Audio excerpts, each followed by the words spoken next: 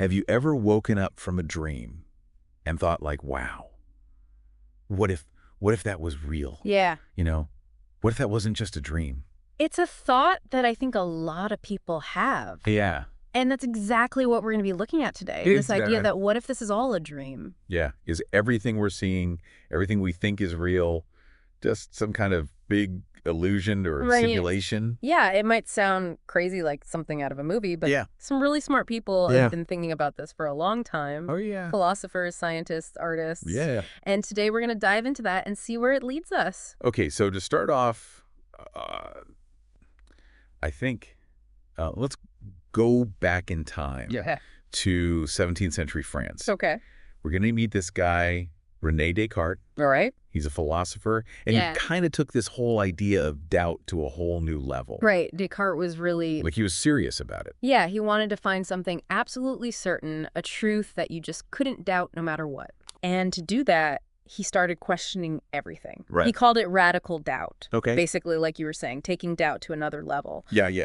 And that's where we get to his famous evil demon thought experiment. Oh, yeah. That's a good one. Right. So he's basically saying, what if there's this super powerful evil demon who's messing with our senses? Yeah, like tricking us. Yeah. Making us see things that aren't real, hear things that aren't real. Yeah. How would we even know? Yeah, so like I'm looking at this microphone right now, but how do I know it's real? Exactly. Could it be that evil demon just making me think it's there? And that's exactly his point. Okay. He's not saying there really is an evil demon out there. Right. What he's saying is our senses can be tricked. Okay. Like, have you ever seen an optical illusion? Oh, yeah. Those can really get you.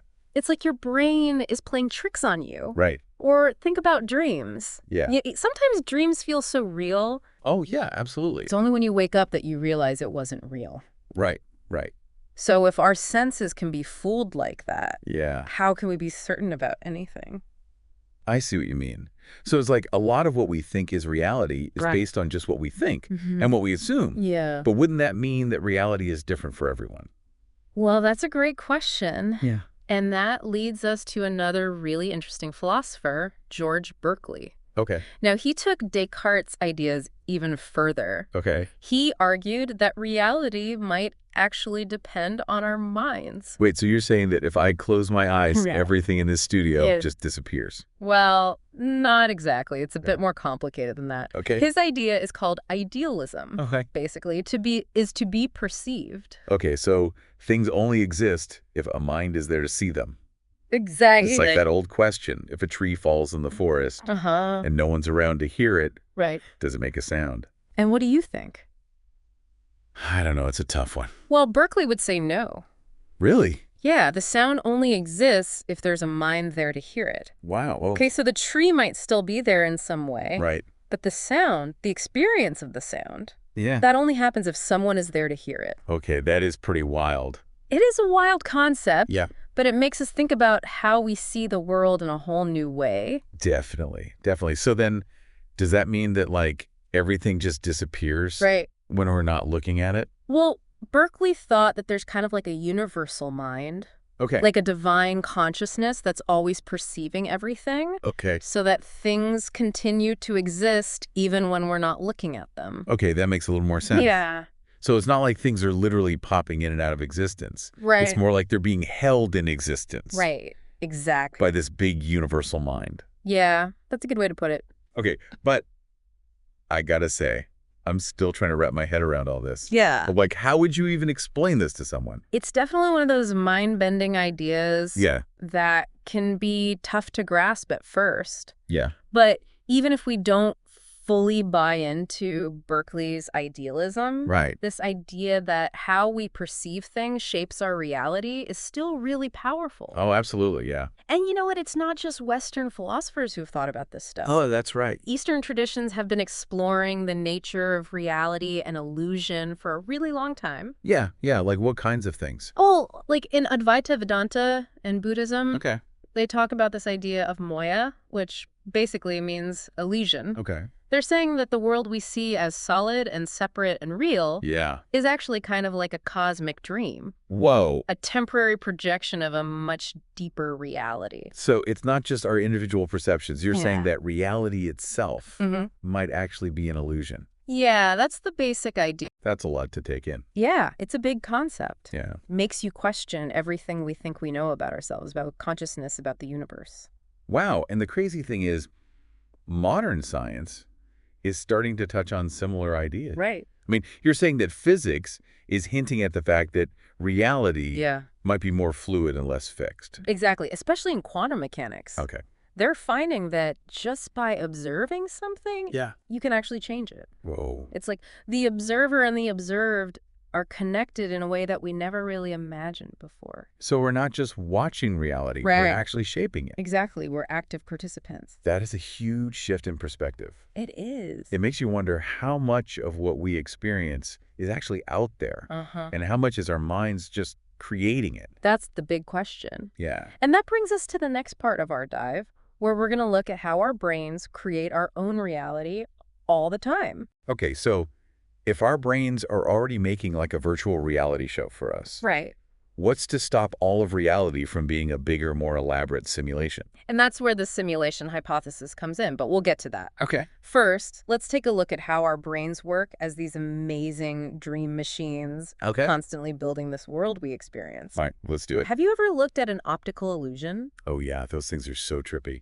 They are, right. Like the lines look like they're moving. Right, right. Or you see one image and then you see another one. It's like your brain just can't figure it out. Exactly. And that's just a tiny example of how complex our brains are. Wow. Our brains are constantly taking in all this information from our senses, you know, sights and sounds and smells and all that. Oh, yeah.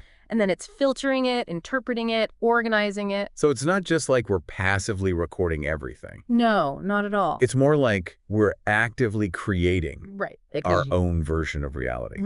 Yeah, our brains are building a model of the world.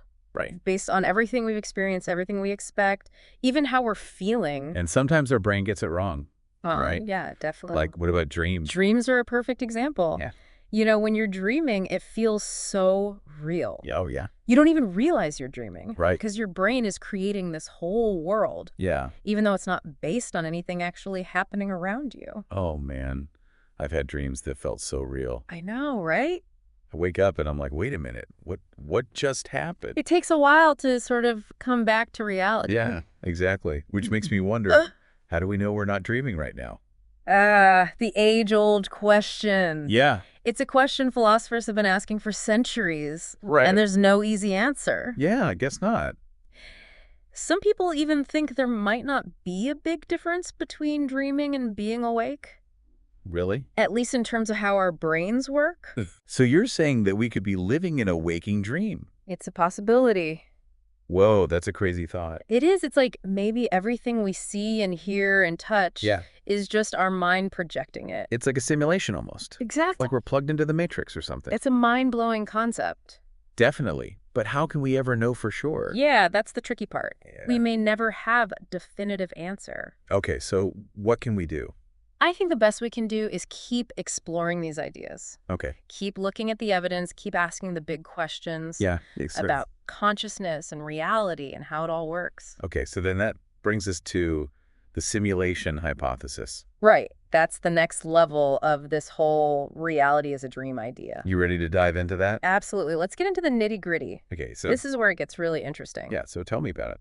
Okay, so the simulation hypothesis, this guy Nick Bostrom really popularized it. And it basically says that we might actually be more likely to be living in a simulation than not. Wait, seriously, how is that even possible? Okay, imagine a civilization that's so advanced that they can create simulations of entire universes. Whoa. Like super realistic simulations that are basically indistinguishable from base reality. Okay. Now think about how many of these simulations they could create. Right, like an unlimited number. Exactly. So just by sheer numbers, it becomes more likely that we're in one of these simulations. Wow. That's wild. So you're saying that there could be like a zillion simulated universes? Potentially. And we just happen to be in one of them. It's a mind-boggling thought. Right. It is. It really is. And if that's true, yeah. Who's running the simulation? What's their purpose? Those are the big questions, right? Yeah. It's like, could we ever find out? Like hack the system or something. Yeah, like could we see the code? Right.